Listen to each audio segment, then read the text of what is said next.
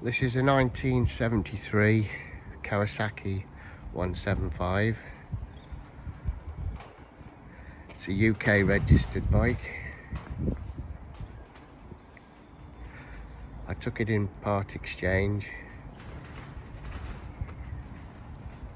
so I don't know a lot about it.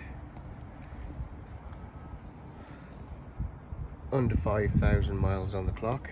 It's a good start.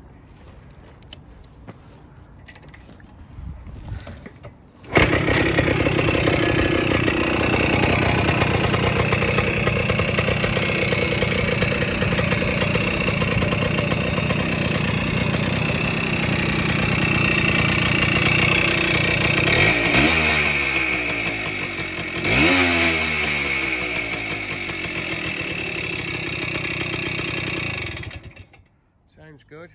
I have rode it. Needs a couple of jobs doing to it, so just read the description for that.